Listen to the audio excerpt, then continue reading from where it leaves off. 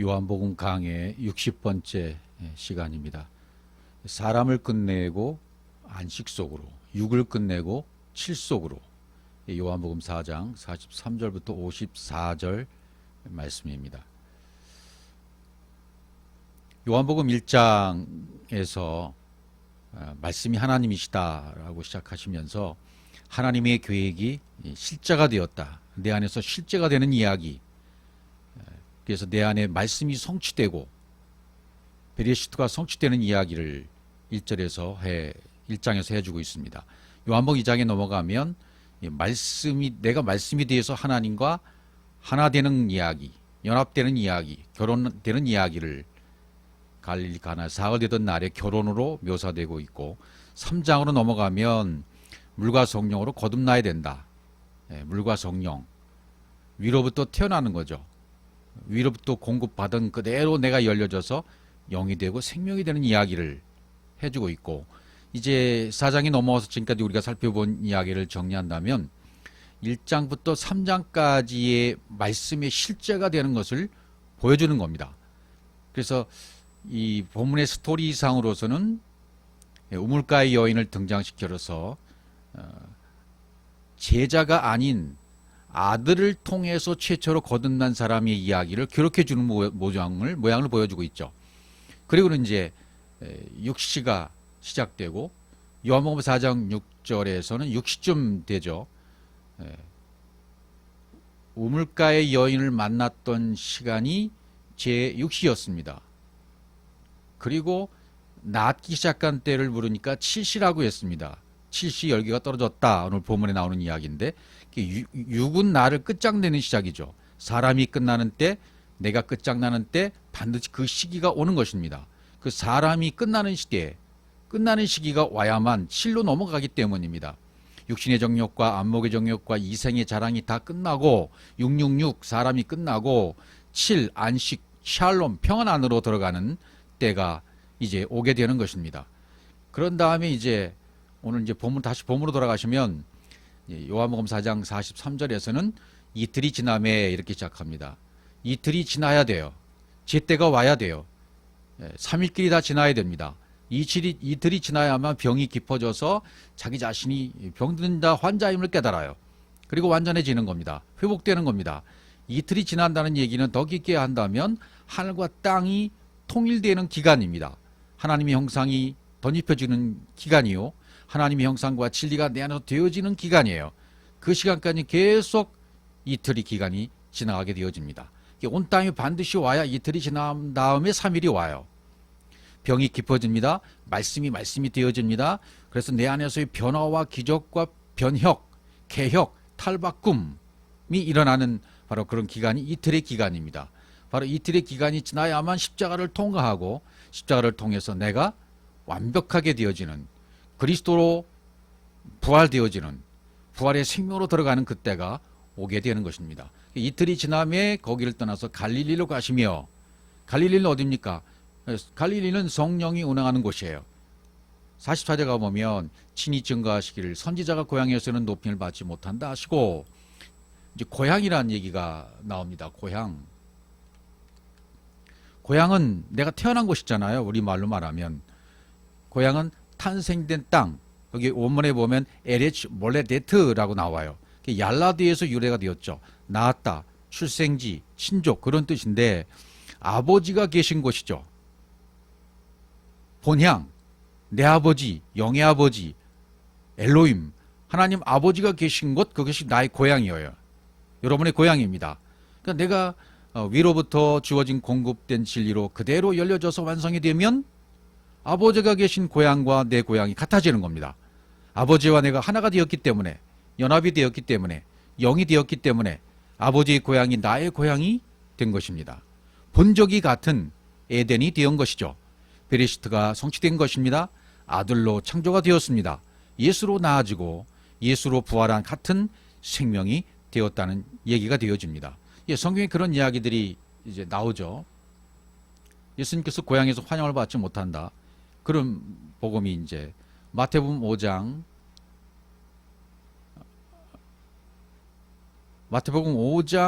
3장 3장 53절부터 보시면 예수께서 이 모든 비유를 맞추신 거기를 떠나사 고향으로 돌아가사 이런 얘기가 나와요. 저희 회당에서 가르치시니 저희가 놀라가로되 이 사람이 이 지혜와 이런 능력이 어디서 났느뇨? 이는 그 목수의 아들이 아니냐? 그 모치는 마리아, 그 형제들은 야고보, 요셉, 시몬, 유다라지 않느냐? 그 너희들은 다 우리와 함께 있지 아니하냐? 그런즉 이 사람이 모든 것이 어디서 났느뇨? 사람으로 보는 거죠, 예수님을. 그러니까 예수를 배척한지라. 예수께서 저에게 말씀하시되 선지자가 자기 고향과 자기 집 위에서는 존경을 받지 않음이 없느니라 하시고 저희 믿지 않음을 인하여 거기서 많은 능력을 행치 아니하시니라. 고향에서는 배척당하셨다. 그리고 마태복음 10장 40절 41절에 가보시면 너희를 영접하는 자는 나를 영접하는 것이요 나를 영접하는 자는 나 보내신 이를 영접하는 것이니라. 나 보내신 이를 영접하는 그것이 바로 하나님의 일이에요. 하나님의 일은 보내신 자를 영접하는 것, 보내신 자를 믿는 것이라고 말씀하셨기 때문입니다. 그다음 41절에 가보시면 선지자의 이름으로 선지자를 영접하는 자는 선지자의 상을 받을 것이요 의인의 이름으로 의인을 영접하는 자는 의인의 상을 받을 것이요 이렇게 나오죠. 영접이라는 말이 헬라어로는 데코마이라고 나와요. 헬라어에는 데코마이가 있고 람바노가 있거든요. 데코마이는 지금 여기서 나를 영접하는 것이요 나를 영접하는 자는 나 보내실 영접하는 것이요 이렇게 설명을 했지만 람바노로 취해 온전하게 취하게 되는 거죠. 그래서 이 히브리어로 보면 이제 카발, 아사프 두 단어가 나옵니다. 그러니까 데코마이와 람바노의 그 두 단어를 딱 합쳐놓은 것이 히브리어의 카발이나 아사프라는 단어예요. 카발이나 아사프라는 이 영접은 그냥 위로부터 공급해 주신 그 진리와 나와 연결이 돼버린 거예요. 하나가 돼버린 거예요. 그래서 그 진리대로 호흡하고 그 진리대로 연결되어 있는 상태, 그걸 영접이라고 말하는 거죠. 예. 카발이라고 하는 거죠. 그 다음에 이 아사프라고 하는 거죠. 다 같은 얘기예요. 예. 그러니까 그 다음에 선지자라는 말도 설명을 좀 드려야겠죠. 여기서 선지자 이름으로 그랬으니까 선지자라 그러면 나비라고 그러잖아요. 나비. 대언자다. 내 안에 성령의 사역으로 엘로힘이 확장돼 버린 거예요. 그래서 엘로힘이 되어버린 것을 선지자라고 그래요. 다른 말로 말하면 하나님의 입에서 나온 말과 똑같은 말을 하는 자가 선지자가 될 수 있는 거죠. 왜 그렇게 될 수 있습니까? 엘로힘으로 확장됐기 때문에. 엘로힘으로 확장돼서 엘로힘이 가지고 있는 모든 성분이 그 속에 들어가서 똑같은 말을 하기 때문에 나비, 선지자가 되는 것입니다. 그래서 이 선지자를 영접한다라는 말은 이 하나님의 입에서 나오는 말씀을 한 사람을 영접하는 자는 선지자의 상을 받을 것이요. 이 선지자의 상을 받은 사람이 되어야 돼요. 선지자의 상을 받는 사람이 진정한 선지자가 되는 거예요. 거꾸로 말하면. 또 의인의 이름으로 영접하는 자는 의인의 상을 받을 것이요. 의인의 상을 받아야 돼요. 이걸 람바노예요. 취하는 겁니다. 완전히. 예. 의인의 상을 받아 놓은 자가 받은 결과를 가지고 있는 자가 의인이 되는 거죠. 선지자의 상을 받아 갖고 있는 자가 선지자가 된 겁니다. 그런 결과가 되는 거죠. 그래서 그걸 영접이라고 해요. 선지자를 영접하는 자는 그렇게 말했던 거죠. 그러니까 너희를 영접하. 복음을 전하는 자를 영접했으면 복음 전하는 자와 영접하는 자가 하나가 되는 것이고 그리고 나를 영접하는 자는 나 보내실 믿는 것이다. 예수 그리스도를 영접하는 자는 나 보내신 아버지 하나님을 영접하는 것과 똑같다. 이렇게 기록해 놓은 것이죠. 상이라는 말은 하나님의 형상을 그대로 받아들이면 상을 받은 거예요. 머리가 대신 그리스도의 영이 되었으면 상을 받은 거예요. 하나님이 영이 되었다. 데코마이가 아닌 람바노로 취하게 되고 그렇게 람바노로 취하게 된 영접이 되었으면 영접이 되었으면 엘로힘과 똑같이 되는 것이죠. 선지자가 되는 것이죠. 요한복음 4장 45절로 가보면 갈릴리 예루살렘의 갈리인들이 그를 영접하니 이는 자기들도 명절에 갔다가 예수께서 명절 중 예루살렘에서 하신 모든 일을 보았습니다. 이게 명절이란 말이 나오죠. 여기 명절. 갈릴리에 이르셔야 돼요. 성령이 운행하는 것이죠. 갈릴리인들이 그를 영접하니 영접했다. 성령이 운행하는 것이니까 영과 영이 연결될 수 있어요. 영과 영이 연결되니까 반드시 그들은 영접이 바르게 되는 거죠. 명절에 갔다가 예루살렘에서 하신 모든 일을 보았다.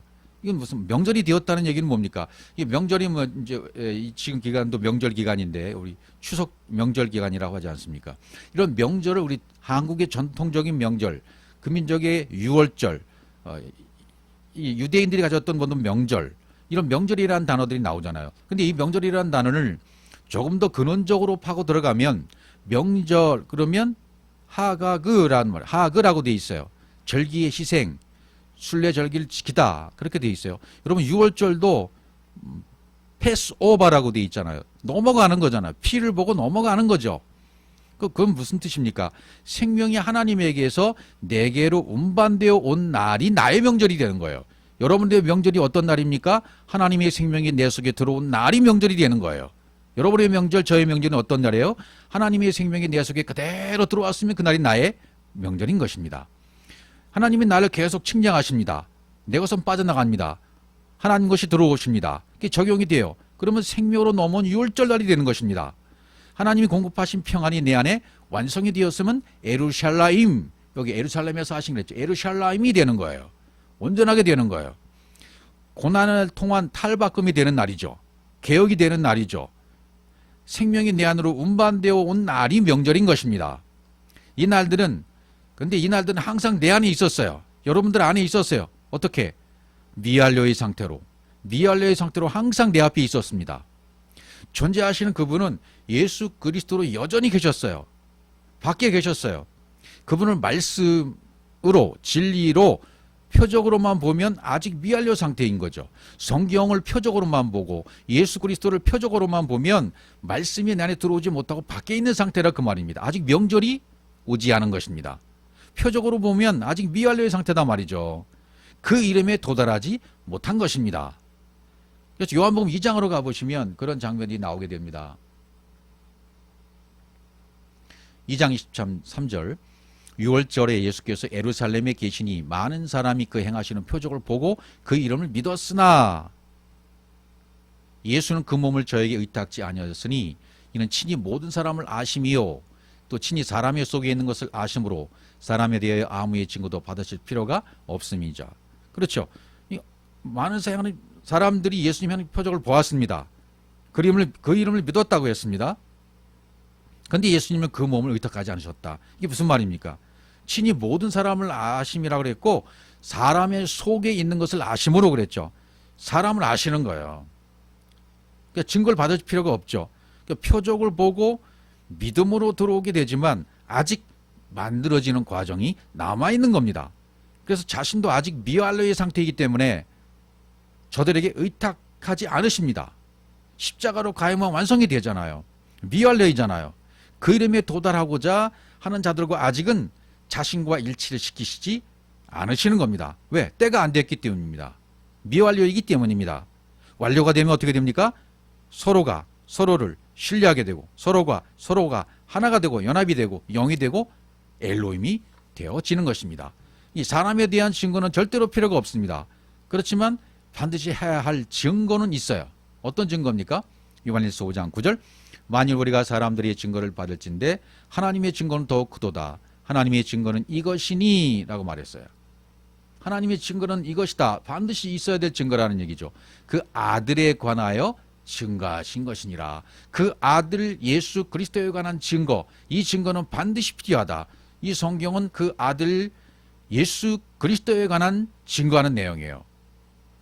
그래서 그 증거는 반드시 받아야만 되는 거죠. 또 요한일서 5장 11절 또 증거는 이것이니 하나님이 우리에게 영생을 주신 것과 이 생명이 그의 아들 안에 있는 그것이니라. 증거가 하나님이 우리에게 영생을 주신 것이라 그래요. 우리에게 영생을 주신 것과 이 생명이 그의 아들 안에 있는 그것이니라 그랬어요. 생명이 그의 아들 안에 있는 것이다. 예. 이 성경을 기록한 목적도 무엇입니까? 그 아들 안에 있는 생명을 우리에게 주시려는 목적이에요. 그래서 기록된 것이 성경인 것입니다. 태초에 하나님이 천지를 창조하시니라. 예, 태초에 하나님이 천지를 창조하셨다. 예수 그리스도께서 예수 그리스도로 나를 만드신 하늘과 땅이 하나 되는 통일되는 아들로 만드시는 창조하시는 그것을 보여주시는 것이 성경이에요.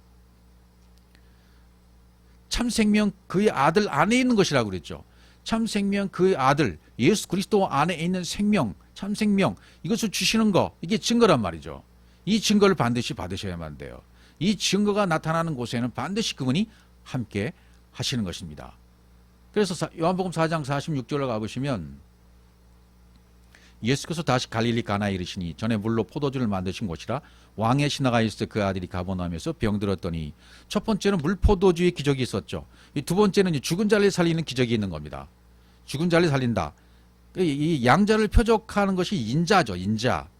표적과 기사를 우리가 영어로 호라오하지 않으면 영어로 보지 못하면 안 되는 거죠.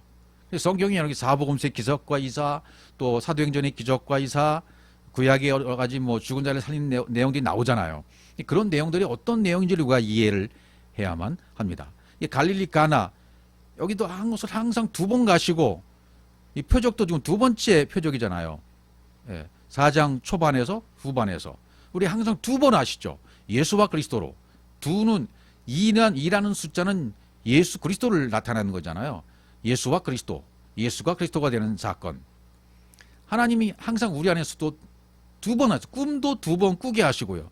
반드시 예수와 그리스도로 하시고요. 율법과 진리로 반드시 그렇게 역사하십니다. 유대에서 첫 번째 살려내는 일을 한 거죠. 갈릴리 사람이 되어버리게 하십니다. 요한복음 4장 47절에 그가 예수께서 유대로부터 갈릴리에 오심을 듣고 가서 청하되 내려오셔서 내 아들의 병을 고쳐주소 하니 저 거의 죽게 되었으며 아들이 죽게 되었다. 살려달라 하는 내용이 스토리예요. 이런 내용들이 어떤 내용들인지 먼저 이해를 해야 되죠. 48절에 보세요.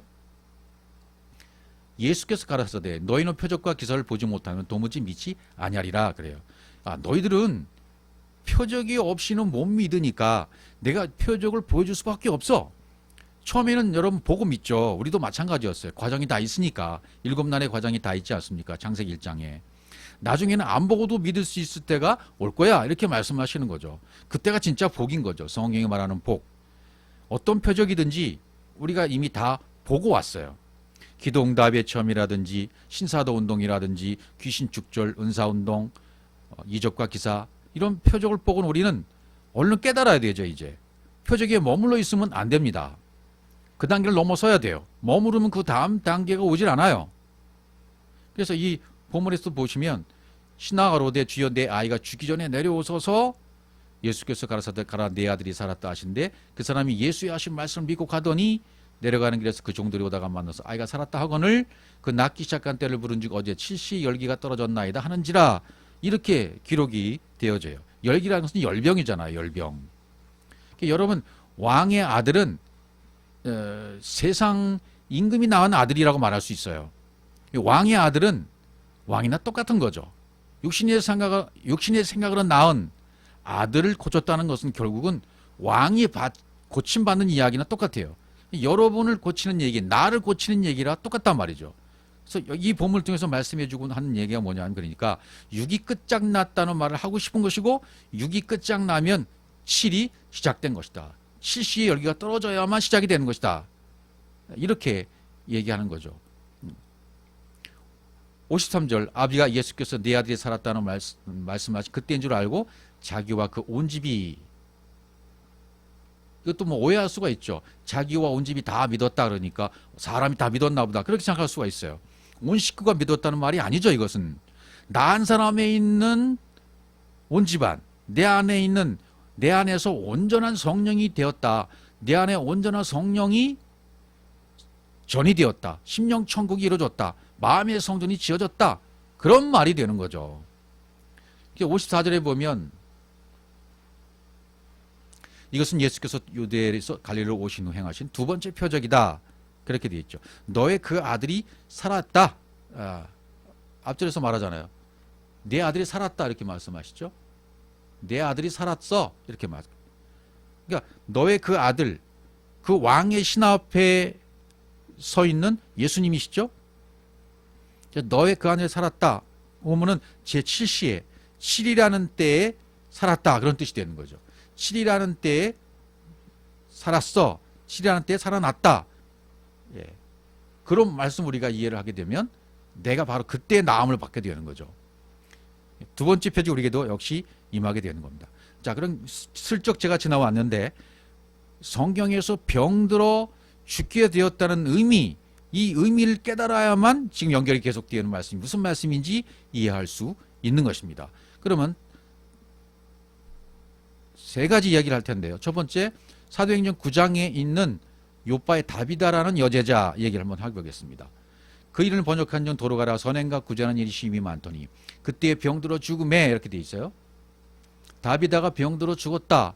시체를 씻어 다락에 뉘었다. 이게 정말 사람이 죽어서 병들어 죽어서 시체를 씻어 다락에 빵에 뉘었다라는 문자적인 표현으로 기록이 되어 있잖아요.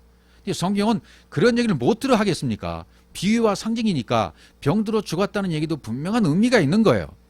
병들어 죽었다는 얘기가 무엇인가? 그것은 병들어 죽었다는 것은 하나님의 형상을 입지 못했다. 그리스도가 머리가 되지 못했다.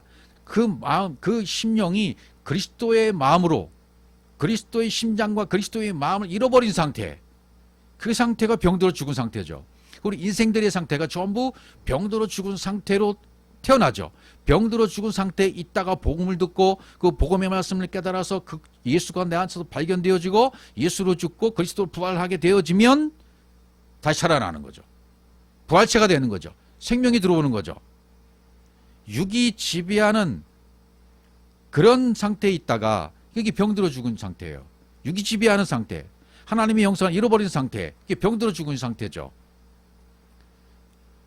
그다음 이 사람이 어떻게 돼요? 사도행전 9장 40절에 보면 베드로가 사람을 다 내어보내고 무릎을 꿇고 기도하고 돌이켜 시체를 향하여 가로되 다비드야 일어나라 하니 그가 눈을 떠 베드로를 보고 일어나 앉는지라. 베드로는 지금 성령의 사람입니다. 베드로는 지금 그 안에 하나님의 생명이 들어온 사람이에요. 그런데 그가 하는 방법을 보십시오. 사람을 일단은 다 내어보내요. 그 안에 있던 사람들을 내어보낸다는데 어떤 의미가 있는 거죠. 그리고 무릎을 꿇고 기도합니다. 시체를 향하여서 진리의 말을 내뱉습니다. 다비다야 일어나라. 이게 과정입니다. 사람을 다 내어보내오고. 이게 무슨 의미예요? 사람을 다 내어보냈다는 얘기는 영의 흐름을 방해하는 어떤 세력들을 내보내는 거예요. 이 영의 상태에 들어오지 못한 사람들, 엘로힘이 되지 못한, 아들로 창조되지 못한 사람들이 그 안에 있으면 영의 흐름이 끊겨져 버려요. 내보내야 돼요. 거기 있으면 안 돼요. 흐름이 방해됩니다. 무릎을 꿇고 기도했다는 얘기는 그건 뭐예요? 하나님의 진리가 서로 교통이 되는 단계까지 들어가는 거예요. 시체를 향해 가로되 그 죽음, 병들어 죽은 사람을 향해서 뭐라 그래요? 진리로 말하는 거예요. 복음을 전파하는 겁니다. 다비다야 일어나라. 쿰 일어나라. 그가 눈을 떴다. 진리의 말씀을 듣고 복음의 말씀을 듣고 눈을 떠버리는 거죠. 영의 눈을 떠버리는 거예요. 베드로를 보고 일어나 앉는지라. 여기 스토리상은 이렇게 기록되었지만 이건 그리스도의 복음을 전파했을 때 그 그리스도의 말씀, 생명의 말씀을 듣고 심령들이 병들어 있던 상태의 사람들이 고침받는 이야기를 지금 해 주고 있는 겁니다. 일어나 앉는지라. 온전한 상태로 일어나 앉게 된 거죠. 부활이 된 거예요. 살아난 겁니다. 열왕기하 4장 30절에 보면 여기 또 죽은 자가 나와요. 예. 엘리사를 통해서 수넴 여인의 아이를 낳게 되는데 아이가 죽게 되어져요. 그때 엘리사의 종을 보내서 지팡이를 그 아이 위에 옮겨놓으라고 하는데 아무 이런 일이 일어나지 않아요. 두 번 일어나잖아요. 예수의 때와 그리스도의 때가 있잖아요. 지팡이, 십자가, 그리스도 그 상징이 놓았는데 예수로만 믿고 그러니까 데코마이는 됐지만 람바노가 안 된 상태라고 볼 수 있어요. 영접이 안 된 상태죠.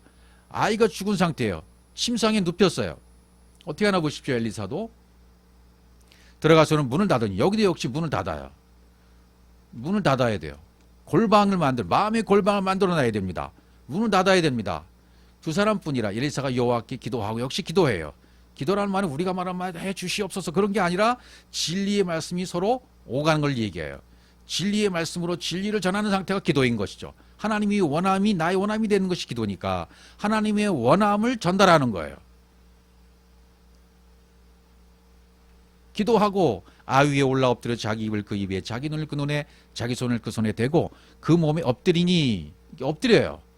그 위에 엎드리 이건 안수의 의미죠. 그 몸에 엎드려서요. 그대로 올라 이렇게 엎드린 것처럼 아이의 살이 차차 따뜻하더라. 이게 안수의 의미가 있는 거죠.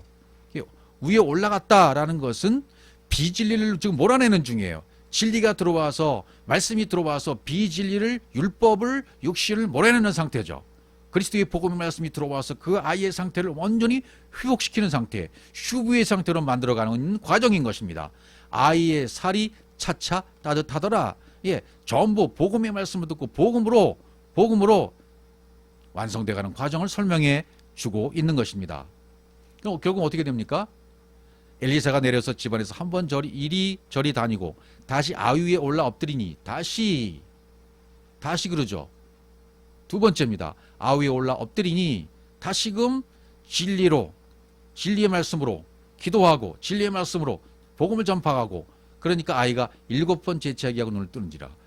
재채기를 또 왜 7번 합니까? 완벽한 완성이죠. 7번 재채기하고 눈을 뜨는지라 7날의 과정을 설명하고 있어요. 눈을 뜨는지라 온전케 되어지는 것이죠. 이 성경을 보면 신비스럽게 되어 있어요. 전부 앞뒤가 아기가 딱딱 맞게 되어 있죠. 또 사도행전 20장에 유두거가 등장합니다. 예. 유두거가 등장했는데 청년이 창에 걸터앉았다가 깊이 졸더니 바울이 강론하기 더 오래하며 졸음을 이기지 못하여 3층 두에 떨어지기를 일으켜 보니 죽었느니라. 예. 졸다가 죽었다 이렇게 기록되어 있어요. 그러니까 이 유두고의 죽음도 실질적인 죽음을 얘기하는 것이 아니라 병들어 죽은 얘기나 왕의 시다의 아들이 병들어 죽은 얘기나 아이가 병으로 죽은 얘기나 유두고가 졸다가 누에서 떨어져 죽은 얘기나 다 같은 얘기를 하고 있는 거예요. 깊이 졸다가 떨어져 죽었다 그랬잖아요. 우리에겐 졸음이 좀 필요하잖아요. 죽었는지라 바울이 내려가서 어떡하나 보십시오. 바울이 내려서 그 위에 또 여기 엎드려가 나와요. 그 위에 엎드려 안수하는 겁니다. 진리의 복음이 들어가는 과정입니다. 그 몸을 또 안습니다. 하나가 되어집니다. 기도하고 하나가 되는 거예요. 복음의 말씀이 전파가 되고 바울 안에 있던 진리가 유두고 속으로 들어가는 복음 전파의 과정을 설명해 주고 있어요. 떠들지 말라, 그 생명이 저에게 있다. 생명이 저에게 있다. 이 스토리상으로 그렇게 지금 전개하고 있는 것입니다. 그러니까 지금 왕의 시다의 아들이나 도르가 다비다나 여인의 아들, 죽은 여인의 아들이나 머리야 하고 죽었던 그 여인의 아들이나 지금 또 깊이 졸다가 떨어져 죽은 유두고나 전부 나를 말하는 겁니다. 여러분을 말하고 있는 것이고 나의 상태를 말하고 있는 거예요. 가버나움에서 병들었더니 병들어 죽으니 스냅년의 아들의 죽음이나 전부 똑같아요. 그리스도의 마음을 잃어버린 상태, 그리스도의 심장을 잃어버린 상태, 그리스도의 심장에 들어오지 못하고 내 육신의 상태로 심장이 뛰는 상태, 율법의 상태에 율법의 옷만 입고 살아가는 상태, 그리스도가 머리가 되지 않은 육이 지배하는 상태가 바로 병드는 상태예요. 하나님의 형상을 잃어버린 상태입니다. 영이 아닌 육신이 지배하는 상태입니다. 이게 회복되려면, 슈브되려면, 고침을 받고 돌아와서 구원받게 되려면 어떻게 됩니까? 예, 첫 번째 사람을 내어보내야 돼요. 영의 흐름이 중요합니다. 방해되는 모든 세력들을 방어해야 돼요. 막아야 돼요.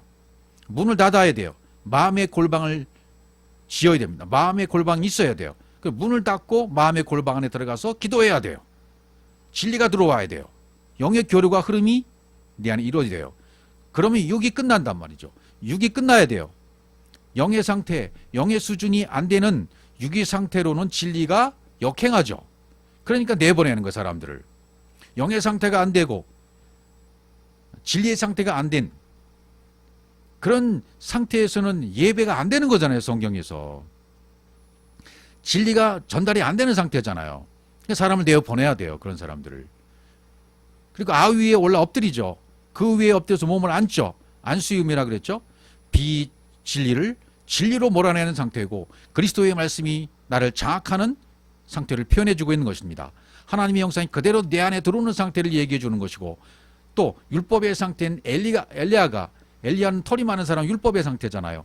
엘리야의 상태가 태워져서 번제물로 드려지면 갑절이 영감이 임한 엘리사로 승천하게 되어지고, 승천한 그가 바로 내 안에 자정하게 되신 것입니다. 영으로요.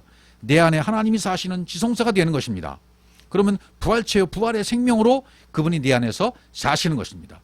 그러면 여러분, 죽음이 두렵지 않습니다. 죽음이 없다는 것을 극복되었기 때문에 질병도 사건도 문제도 더 이상의 문제가 되지 않습니다. 평안입니다. 안식입니다. 자유인 것입니다. 자연스러운 삶이 사라지는 것입니다. 어떤 부닥침도 인간관계도 문제도 없어지게 되는 것입니다. 최근에 미국에 있다 오신 어떤 사모님 이야기를 제가 잠깐 드리겠습니다. 그분은 전화로만 교통했는데 미국에 살던 아드님이 병으로 세상을 떠났습니다. 그 소식을 들은 그 주변의 사람들이 막 염려하고 걱정하고 울며 불며 하는데 이 사모님은 아무런 염려가 없어요. 걱정이 안 돼요. 오히려 위로합니다. 걱정하지 마세요. 하나님 품에 안긴 아들입니다. 그 안에 생명이 있기 때문에 전혀 안에서 어떤 다른 마음이 들지 않으시다는 거예요. 너무나 평안하고 너무나 좋고 이건 하나님이 하신 일이야. 그러니까 제가 볼 때는 그 아들의 죽음으로 말미암아 투영돼서 그 사모님의 육신의 죽음, 사모님의 모든 것이 다 육이 끝장나 버린 거예요. 칠의 상태가 오고 안식의 상태가 오고 샬롬의 상태가 온 것이죠. 그러니까 장애가 없어진 거예요. 어떤 판단이 없어진 거예요. 비교가 없어진 거예요. 그저 토부예요. 선한 거예요. 그러니까 아무런 염려가 없는 거예요. 너무나 또 몇 주 전에 전화가 왔는데 너무나 평안하다는 겁니다. 너무나 안이 평안하고 기쁘고 즐겁고 감사하고 어떤 문제가 되지 않는다는 거예요. 제가 그 전화 통화를 한 다음에 참 감사했습니다. 바로 저거다. 저런 삶이야. 장애가 없는 삶. 안식이 되고 평안이 이루어진 삶이기 때문에 아들의 죽음도 죽음으로 여겨지지 않고 죽음이 없다는 것을 깨달은 거예요. 여러분 죽음은 없는 것입니다. 영 안에서의 죽음은 없는 거예요. 그걸 깨닫게 되면 자연스러운 삶이 이어지기 때문입니다. 이런 선한 삶, 이런 삶이 아름다운 삶이고 심령 천국이 이루어진 상태인 것입니다. 육을 끝내고 칠 속으로 들어갔기 때문입니다. 아멘.